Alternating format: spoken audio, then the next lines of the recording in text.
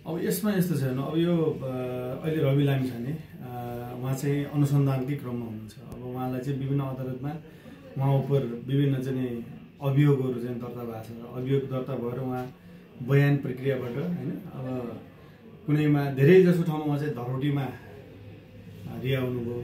भन्नाले त्यो धरोटी भनेको के हो भने एउटा कानुन प्रक्रियामा उहाँ चाहिँ धरोटी तिरेर अदालतको चाहिँ आदेश अनुसार चाहिँ तपाईको अदालतमा आएर तारिख लिने चाहिँ प्रक्रिया हो। र अब उहाँ चाहिँ अहिले भित्र भइरहेको स्थितिमा जुन भैरवा कारागारबाट रविको अपिल भन्ने जुन आयो असारको महिना भनेर जुन एउटा चाहिँ पब्लिसै भयो 20 पेजको करिब छ। यो चाहिँ कसरी आयो भन्ने कुरामा हामी म एज एउटा चाहिँ कानुन व्यवसायको हिसाबले म पनि आश्चर्यचकित छु। के भने कानुन व्यवसाय हामी पनि जाँदा हाम्रा पक्षहरूसँग भेट्न जाँदाखेरि उहाँहरूसँग इभन टिपोट गर्नु पनि पाइँदैन। केही कुरा जति कुरा हो मौखिक रूपमा हामीले चाहिँ उहाँहरूसँग आदान प्रदान गर्ने हो, उहाँहरूको भित्रको कुरा पनि रिसिभ गर्न पाइँदैन भने 20 पेजको चाहिँ अपिल पत्र कारागारबाट कसरी बाहिर आउँछ भन्ने विषय एउटा मेरो प्रश्न हो। यसो हुँदा त यो हामीले पहिला सुन्ने गर्थ्यौँ नि, जस्तो भित्रबाट चाहिँ कुनै कुराहरू उहाँले चाहिँ लिकेज गर्ने अथवा त अनुसन्धानमै प्रक्रियामै एउटा चाहिँ प्रभाव पर्ने अवस्था हुनसक्छ कि।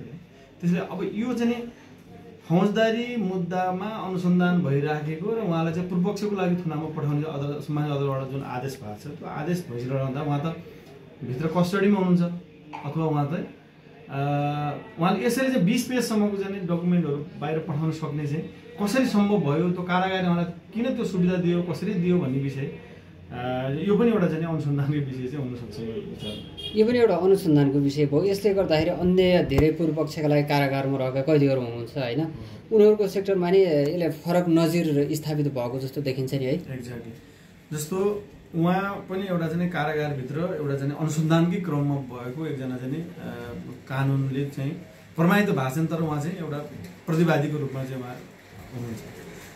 उहाँ जस्तै धेरै कैदीहरू जो कारागारभित्र हुनुहुन्छ,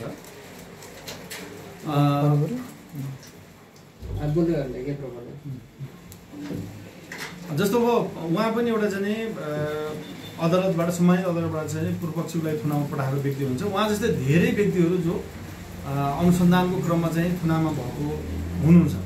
अब सबै चाहिँलाई यो सुविधा, अब यदि उहाँ चाहिँ पूर्व गृहमन्त्री हो र उहाँलाई चाहिँ यो सुविधा छ भनेर कानुनले कहीँ चाहिँ छुट्टै निर्धारण गरे पनि छैन।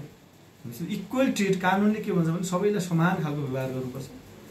सबै चाहिँ आखिर हुँदा ह्युमन त हो नि, सबै मान्छे नै हो होइन। पदीय रूपमा हिजो कुनै पदमा कोही छ होला, कुनै सानो पदमा ठुलो पदमा भन्ने विषय, तर इक्वल ट्रिट हुन्छ। कानुनले जहिले पनि समान चाहिँ कानुनको चाहिँ एउटा चाहिँ ट्रिटमेन्ट हुन्छ अथवा कानुनको समान उपचार हुन्छ।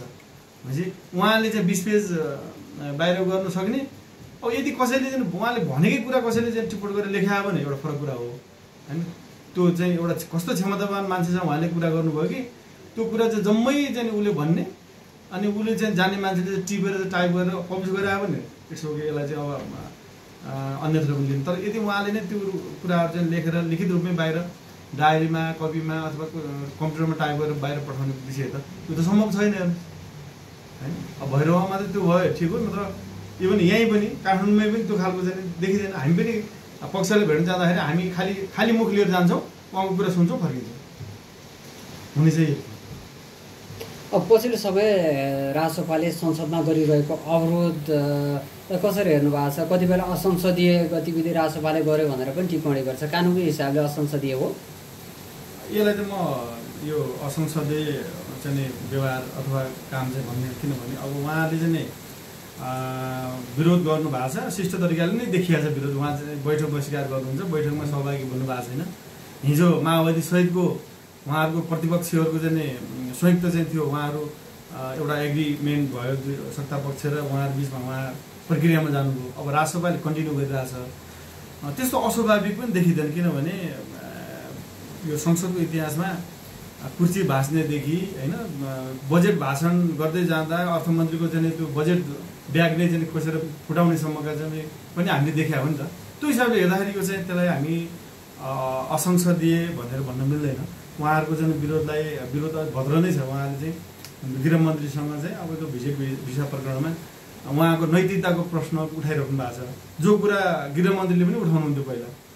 रवि लामिछाने गिरिमले हुँदा उहाँहरूलाई पनि त्यही प्रश्न उठाउनुहुन्थ्यो र मलाई लाग्छ रापरपाले पनि त्यही प्रश्न अहिले उता गिरिमले त्यसै जस्तो लाग्छ।